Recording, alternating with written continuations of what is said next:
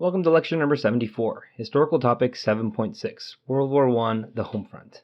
The theme is Migration and Settlement. There is one learning objective, and that is explain the cause and effects of international and internal migration patterns over time.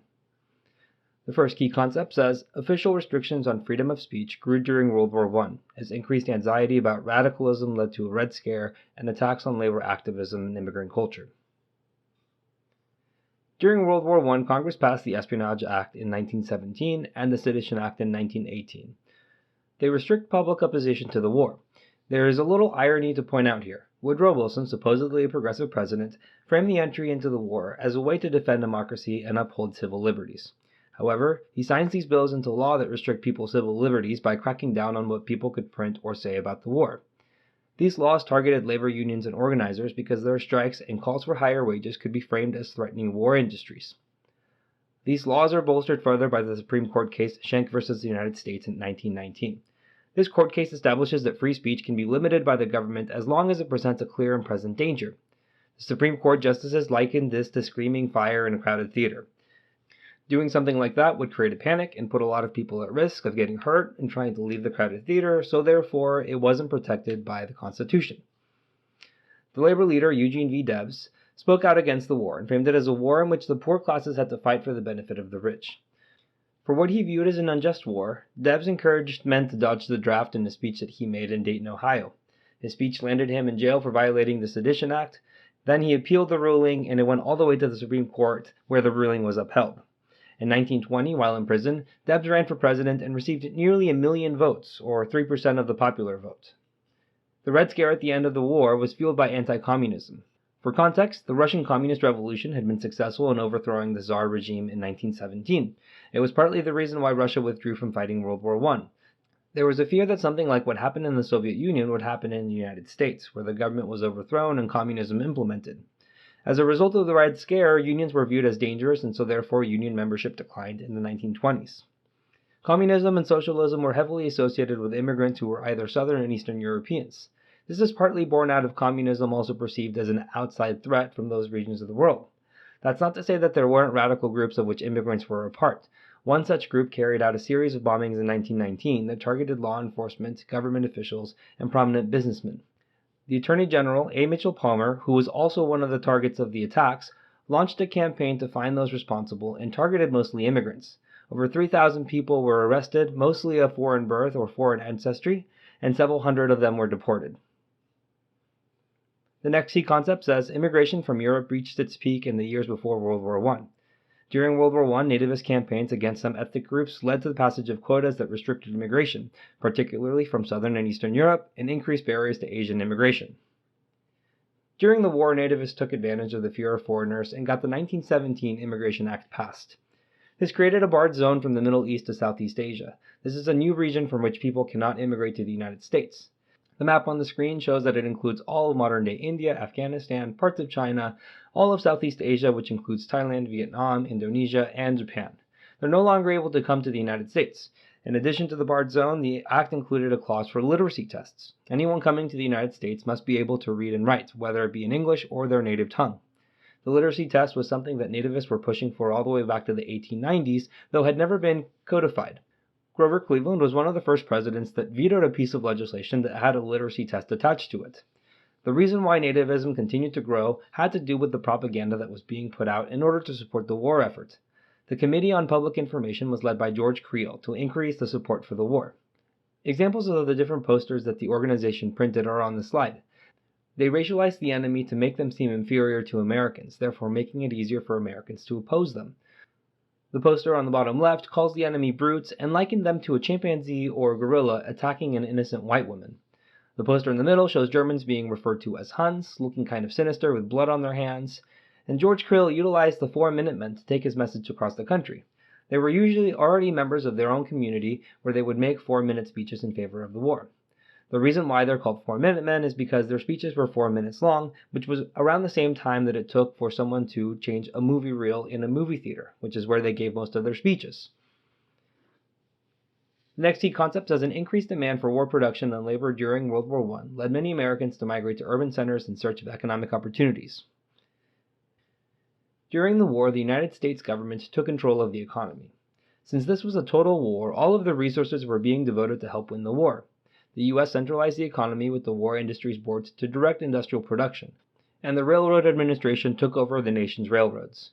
This ensured that the railroads were able to transport the military material to where it needed to be as fast as possible. Since the government took control of all these different railroad lines, there was a growth in standardization of railroad equipment. The Food Administration was led by a future president, Herbert Hoover. It was responsible for the production and distribution of food. They encouraged Americans to ration and grow their own gardens, or Liberty Gardens, to supplement their food supply. The National War Labor Board, led by former President William Taft and labor leader Frank Walsh, were responsible for arbitrating labor disputes between unions and businesses. They usually tried to get a fair deal for both to limit any disruption to the economy while the war was going on. The United States passed the Selective Service Act in 1917. It established what ends up being the draft. 2.8 million people were called up between the ages 21 and 35. As the war went on, the ages expanded to 18 to 45. The centralized economy and the drafting of nearly 3 million men create new opportunities for women, African Americans, and Mexican immigrants. They could take jobs in factories, other heavy industries, or war material production because all of the men that previously had those jobs were fighting in the war. Since most of the opportunities were in urban areas, it resulted in a demographic shift, as the key concept pointed out. The 1920 census shows that for the first time, more people lived in urban areas versus rural areas. The 1920 census defines an urban area as any place that has more than 2,500 people living inside of it. By our standards, 2,500 people living in one place is rather small, but for the times, proportionate to the number of people in the United States, this was a big move towards urbanization. The last key concept says, in the Great Migration, during and after World War I, African Americans escaping segregation, racial violence, and limited economic opportunities in the South moved to the North and West, where they found new opportunities but still encountered discrimination. The maps on the screen show a comparison of the first and second Great Migration. The impact of the first migration is on the left. All of the blue-tinted circles show an area in which the population of African Americans decreased, and all of the orange and yellow circles show where African American populations increased. The population of African Americans in the North, Midwest, and the West nearly triples during this time period. The factory work presented new opportunities for escaping sharecropping and tenant farming in the South. They were also fleeing violence and discrimination. Even in places in the South where African Americans had made gains and achieved a certain degree of economic success, white supremacist groups were slowly chipping away at that progress. The main example of this is the insurrection in Wilmington, North Carolina, in which the black municipal government was overthrown through violence in 1898. The black aldermen and city officials were threatened with violence, and after they resigned, their positions were given to white Democrats. The first Great Migration laid the foundation for future cultural movements like the Harlem Renaissance. This was when African Americans who moved from different parts of the country all settled in one neighborhood, and their interactions yielded new music, plays, poems, essays, and novels.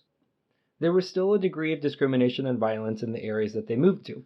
The KKK, which had resurfaced in the 1910s, was more widespread than the first iteration of the group and was active in the Midwest where African Americans settled. The picture that's about to be uncovered shows how the KKK would burn crosses to try and intimidate the new African Americans that came in from exercising their full equal rights. Discrimination and violence continued into this new period in urban areas. The main example of this is the Tulsa Race Massacre of 1921. It started over allegations of a black man assaulting a white woman in a department store elevator. The white community was planning a lynching, and the black community organized to prevent it. Violence broke out, and the white community carried out an armed attack on the black neighborhoods of Tulsa, nicknamed Black Wall Street. The name came about because the black community had been economically prosperous, though the attacks of the Tulsa Race Massacre tore apart the community. Houses and businesses were burnt down, people were killed and dragged through the streets. While the amounts of people who were killed as a result of the race riot is disputed, the estimate ranges from 75 to 300. The attack left many homeless and forced to live in shanty towns outside of town. Many left after the attack, and it left a void of the prosperous black middle class. In order to celebrate the destruction of Black Wall Street, white Tulsans created postcards like the one about to be revealed on the screen. This one is of someone who was burnt alive as part of the race massacre. There were numerous other postcards like this one with different pictures on them of the houses burning or dead bodies being put on trucks. So despite the new opportunities that were presented as a result of the Great Migration, discrimination still existed, Jim Crow laws still existed, and racial violence still existed. Alright, so what else happened? The learning objectives and the key concepts of this unit leave out a couple of things that are good to have general knowledge of and serve as points of comparison for other historical periods. There was continued discrimination against Mexican Americans in the Southwest. One example of this is the Porvenir Massacre. In this instance, Texas Rangers and white ranchers killed 15 men and boys of Mexican descent for allegedly raiding white ranches without presenting any evidence. There was no trial or any semblance of due process for those who were killed. During the war, the U.S. also dealt with a worldwide pandemic. That's the 1918 pandemic, also referred to as the Spanish flu pandemic, even though the source of the virus was likely a U.S. military camp, and then transported to Europe and again transported back through troop movements. The virus that was being spread then was actually an H1N1 influenza virus. This is also sometimes referred to as a swine flu. It's the same type of virus that erupted in a smaller version of a pandemic in 2009. In 1918, it killed about 500,000 Americans. If you're comparing that to the current pandemic, the U.S. has just over 1 million COVID deaths as of the end of 2022. In 1919, there were also nationwide strikes. One of the biggest ones was in Seattle, where up to 50,000 people went on strike. It started with dockyard workers and expanded into other industries. This is an example of how, despite the unity that was created through fighting World War I, there are still many economic issues like low wages and long hours. Finally, the war brings a decline of progressivism. The war is a final chapter to the era of idealism and the belief that societal problems can be fixed with the use of government. The war was terribly destructive, and in the end, it did little to create a stable environment where no other wars would arise. This killed the progressive spirit. The progressive goals that Woodrow Wilson went into the Treaty of Versailles negotiations with did not get adopted, and the United States did not enter into the League of Nations. Therefore, this new prosperous and peaceful world in which things are solved diplomatically through a supranational organization does not exist. In 1919, Teddy Roosevelt, who was associated with progressivism in the Republican Party, dies. The three Republican presidents that take control of the White House in the following 12 years veer away from that brand of Republican politics and adopt a more conservative ideology. Alright, finally for our recap. Civil liberties and free speech were restricted to support the war. The Red Scare arose out of fears of communism spreading. Nativism, exacerbated by World War I, led to the 1917 Immigration Acts and restricts more immigration. Labor and war demands drew people to cities and industrial centers, and African Americans who moved out of the South still experienced hardship along with new opportunities. Thank you for watching. If you would like to watch the next lecture, you can click the video link on the screen. And if you're looking for more practice to help you on the AP exam, you can visit apushslides.com. I wish you the very best in all of your studying and look forward to seeing you back in the next lecture.